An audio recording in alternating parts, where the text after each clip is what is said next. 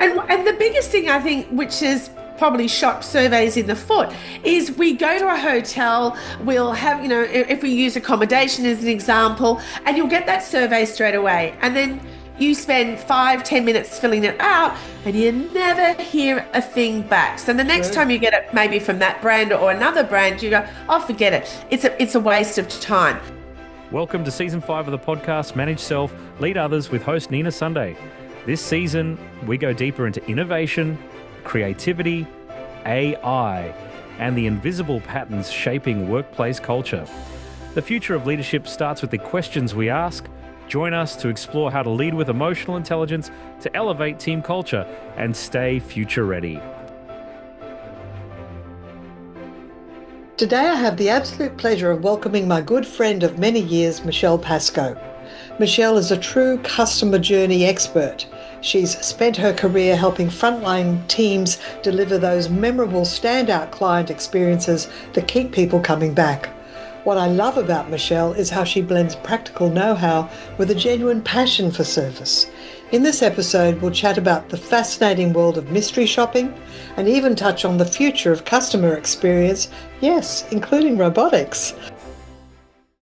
Welcome, Michelle Pascoe. Thank you so much, Nina, for having me. I'm really going to enjoy this conversation. That's right.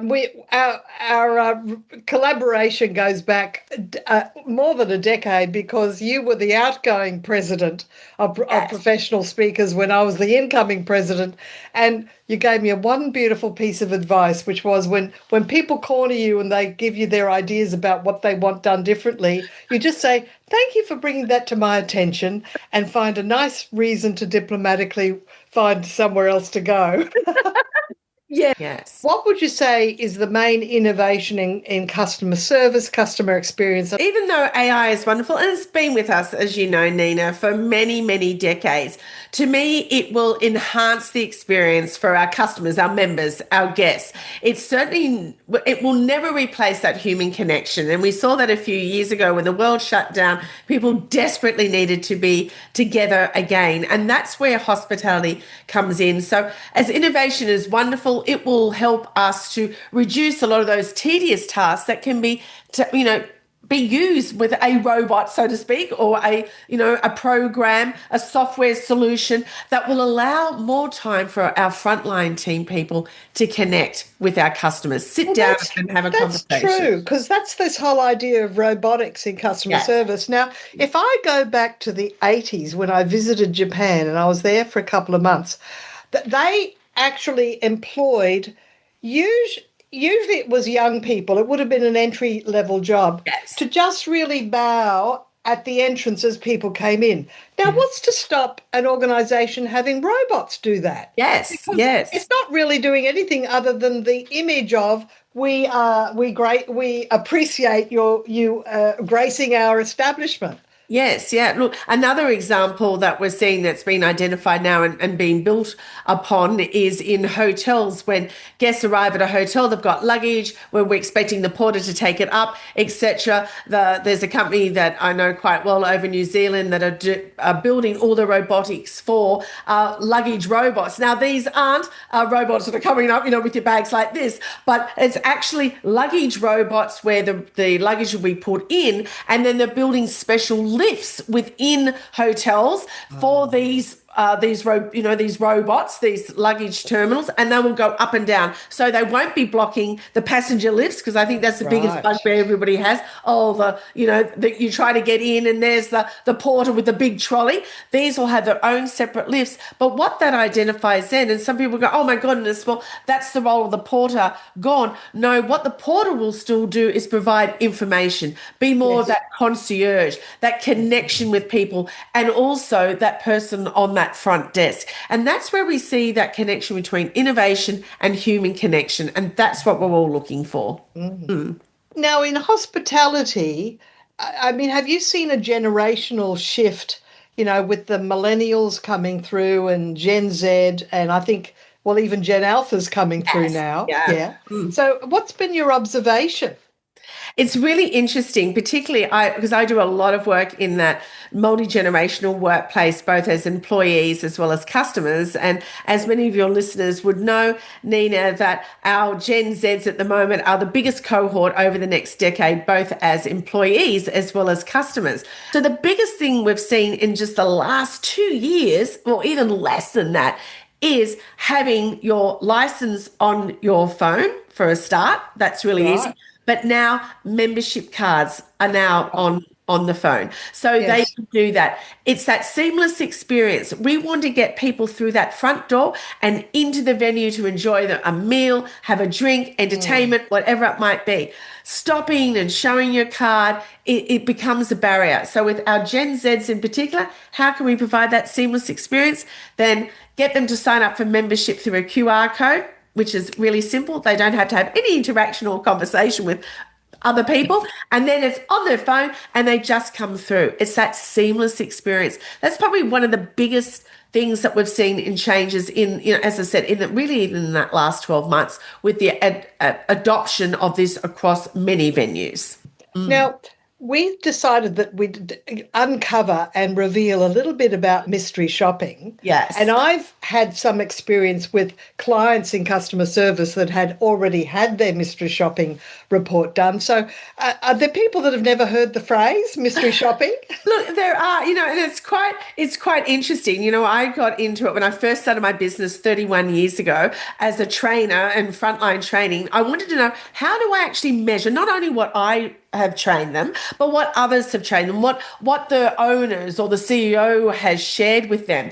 And so my basis has always been looking at those positive lights in the business. But you're right, a lot of people assume this mystery shopper is, and my first book was the pop collar, the dark glasses hiding behind the palm tree, waiting to catch people out. That's not mystery shopping. It may be for some, but it's not for me. And what they're doing is, there are some reports that will be that tick and flick. If you looked at a hamburger chain, do they have all the items on the hamburger? XYZ, and it could be yes or no. My reports, as I know we're going to discuss this in a lot more depth, is my own proprietary software, and we can look at up to 600 pages. So when I say, we do insight reports, people just sort of look at you and go, well, it's in layman's terms, it's mystery shopping. And they go, oh, you're spying, you've got this secret camera. Now, that's true in some overseas countries, because I'm part of the mystery shopping association. There are some countries that allow filming to take place. In Australia, we're not allowed to do that unless you're a private investigator.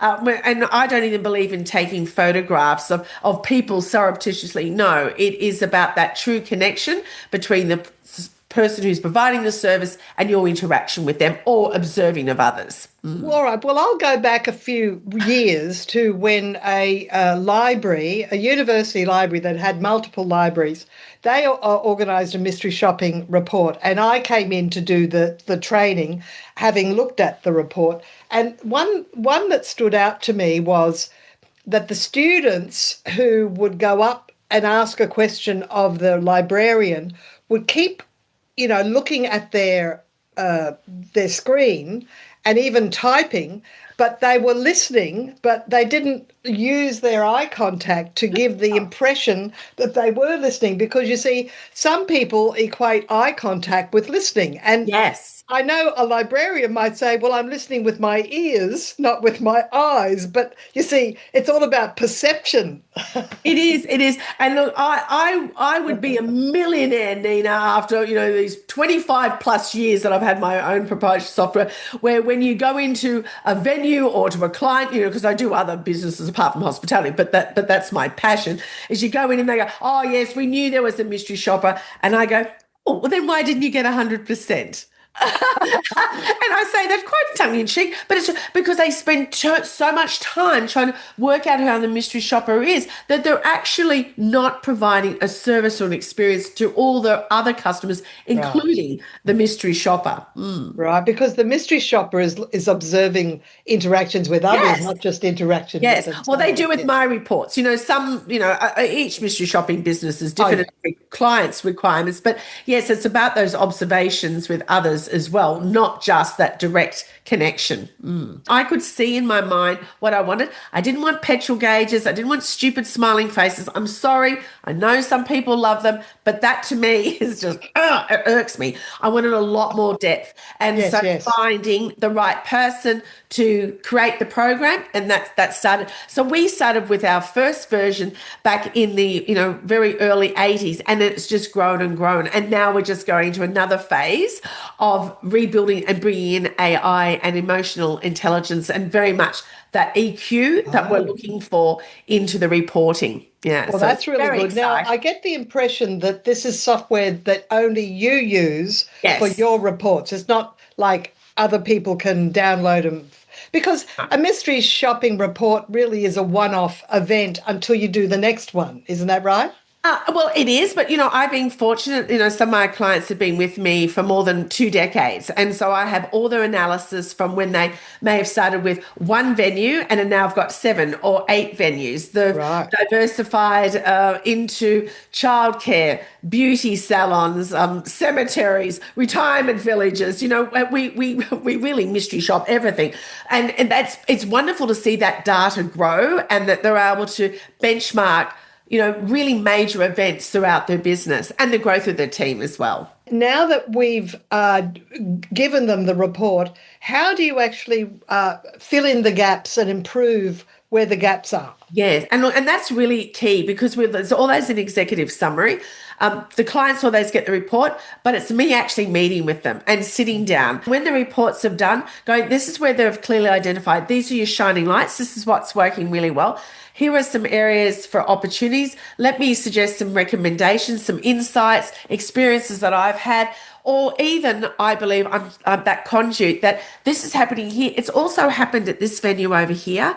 Let me connect you with them, and this is what they've done to improve or to bring on board or to utilize this new facility, whatever it might be. So to me, it's really important. You've got to bring that data alive. They've got to understand what does that mean and what are those figures and how are you going to improve? Just quickly, we've got so many different analysis within our reports. We even include a Six Sigma principle where it's looking at these variables. How many how many variables can you afford to fail on before it just stops altogether? Oh, right. And I think that's when we look at mystery shopping, people, as I said, assume that you're looking to catch people out, but you're not. But it's also a great way to do research data on what's actually happening in your business, whether you're a small business. I've worked with very small companies that maybe just, a medical center, even petrol stations over the years. And it's just what's happening when you're not there. Because, when the owner's there or when the CEO's there, everybody acts that little bit differently. But what's happening when you're not there? And what's beautiful is we see that the staff really step up. Of course, there's always going to be opportunities for them to grow. And perhaps, we've had some funny events over the years where it's been identified, maybe they're not the right team member to be in that space. But there's lots of opportunities that show the CEO or the owner of that business, wow, I've picked that right person, or that person has gone Yes. into that role, and that's wonderful. That's nice when Yes, you get that validation. Now, yes, I'm just thinking about different analysis reports that have this, like that I've been told about, or surveys. What about do you do customer surveys? Because I yes. find there's too many, and I just go, I'll do some, but I won't do all. And the biggest thing I think, which is probably shot surveys in the foot, is we go to a hotel, we'll have, if we use accommodation as an example, and you'll get that survey straight away. And then you spend 5, 10 minutes filling it out and you never hear a thing back. So the next True. time you get it, maybe from that brand or another brand, you go, oh, forget it. It's a waste of time.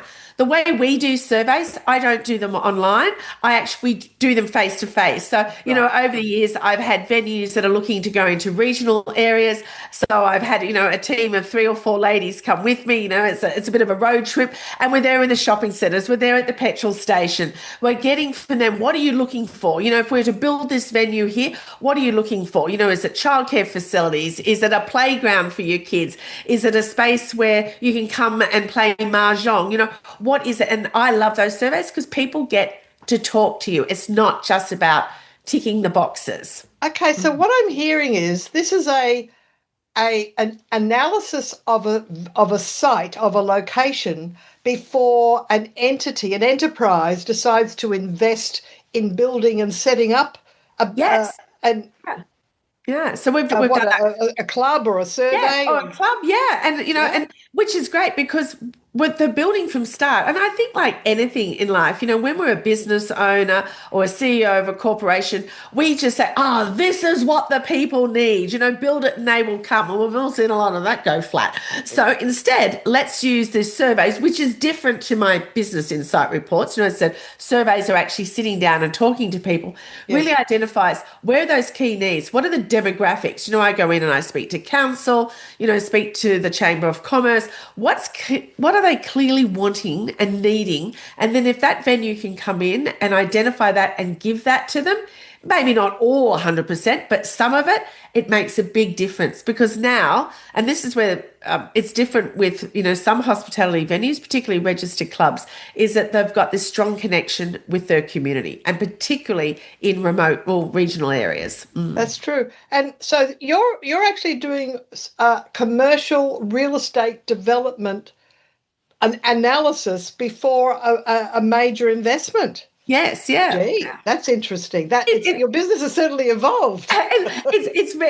we've also done it where they're looking to put in a health club, a gym. So then we would look at competitor audits. So we would do a lot of those competitor Right. audits where we will go to all the gyms in the area. And remember, this is not going, oh, well, we're going to copy them. This is identifying what's working really well. Is it an all women's area, a health club? Do they need a swimming pool? Is it about children learn to swim lessons? So that's one. The other is when we're bringing in a new catering area, if we're expanding the food offering at a venue, it's okay, what's in the area? So, there are some clubs that are close to very large shopping centres that have lots of different pop-ups and different restaurants. Right. We'd identify what's there, what's missing in the market. We don't want to just copy, copy, copy. So what else what else will work in there? Also, what's the price range? What's the value? And then do we bring in external caterers that perhaps have a restaurant and then want to bring that into the venue? Or do we bring it in-house? And so we have our own chefs. But that's something we've done a lot of as well in identifying, well, what's that offering down the road? Do we select something and do it as best as we can, or do we offer them something different that people are going to say, okay, we can come and dine here maybe twice a week, and as we can still dine in these other places. So it's not taking away from the community, it's actually adding to it. Let me jump in for a moment to explain the Net Promoter Score, which is my next question for Michelle. The Net Promoter Score, or NPS, is a simple customer feedback tool built around one core question: how likely are you to recommend us to a friend or colleague? Customers click a number from 0 to 10, which identifies detractors, passives, or promoters. That single score gives a sense of how your service is landing and whether people leave feeling satisfied or disappointed. Many organisations include this question in a short online survey. Some run NPS themselves using basic survey software, while others bring in an outside consultant to analyse results. Let's return to our conversation where you'll hear me ask Michelle about NPS and how she sees its strengths, limitations, and real-world impact. Now, over the years, I've had clients ask me if we did anything with the Net Promoter Score. I don't know, have you got we're not here to bag anything, but have you got any comparisons or any observations around that NPS? Look, the Net Promoter Score is really interesting. When I first started my reports, it was all those qualitative and quantitative information, purely give them the stat. Now, I must say, all those years ago, Nina, it was very hard to convince my clients who said, Michelle, we don't want to hear your stories. Just give us the stats. Give us is it 90%? Is it 75%? In a nice way. And I go, just giving you a number is not giving you the true understanding of where that number comes from. Yeah. So my reports are both objective and subjective scoring. Right. So objective scoring is, do they have a name tag on? It's either 0% or 100% if that's part of the uniform. That's purely objective. Where the Net Promoter Score comes in, I call it mapping of the journey. So we created that in our reports, gosh, probably a good 10 years ago now. And I'm very hard with my scores. I make my clients jump through hoops, because I believe they can do a lot. That Right. Net Promoter Score is very subjective. So you've Yes. got that objective scoring of black and white? No. So let me give you a quick example. If you're becoming a member and you've got a staff member there and they're going through your, signing in to become a member, you're going to have this card. The machine breaks down. Now, the objective scoring, when you look at those results, will be very low because there'll be a lot of zeros. Did you get this information? Did you get your cover? No, because the equipment's failed. But subjective scoring, which is where the NPS in my world comes in, that mapping of journey, Yeah. blows it out of the world because the staff member was wonderful. Nina, look, I'm so sorry that our equipment has failed at this particular time. Thank you very much for your patience. We've got your information here. Please go in, enjoy our venue for the evening, and when your card is ready, we'll come and find you. That's nice. Yes. So that's right. what, you could, if you just looked at the black and white scoring, it would be, 35%. But you're thinking, well, but the story is it's the staff member. So that's where the mapping of the journey comes in of, well, how does that staff member, how does that team member bring that interaction from being quite poor to absolutely unbelievable? Now you do conference presenting, and you Yes. can do that. Do you do it globally? Have you done I it do. overseas? Yes. Yeah. Look, I love traveling overseas. Think I can do lots of shopping. But yes, I've spoken in many countries here in Asia as well as America. I had the opportunity to speak at the largest gaming expo, which is the G2E in Las Vegas in 2019. And then we know what happened the following year. Yeah. But yes, look, I go back to America every year for various conferences. But as I said, within Asia itself, as well as Australia. And that's either speaking on the customer experience, which is absolutely key, that multi-generational workforce, which we all know that we have, and then, of course, bringing that data alive. What's the website? Oh, so my website is Michelle Pascoe, that's with an E on the end, .com. And you Lovely. can all the information there for you about what. And it'll all be in the show notes as well. And I really want to thank you for taking time out, because I know you've got a family wedding coming up. Yes. So thank you very much for making time today. And we'll see you around the traps. I'll see you next time I'm in Sydney. Certainly will. And thank you, Nina. And thank you to your audience. I hope I've given some little bit of inspiration about how they can just connect the dots when it comes to great service. Absolutely. Thanks so much, Michelle. Thank you.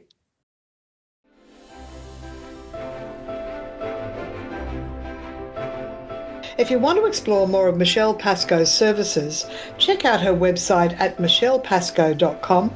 That's Michelle, Michelle, Pascoe, Pascoe.com. And my name is Nina Sunday. This is the Manage Self Lead Others show. Stay tuned. We have more conversations coming your way. Manage Self Lead Others has launched the book. It's available on Amazon in paperback and Kindle.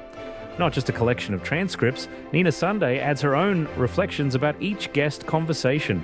Plus, you might like to join Nina on her Substack channel, ninasunday.substack.com, for candid, behind-the-scenes conversations with two sharp AI hosts who riff, question, and bounce around ideas sparked by the published podcast episode. And if you're looking for a conference speaker or workshop facilitator who can up-level your team in Australia or around the world, visit brainpowertraining.com.au or ninasunday.com. Until you tune in next time.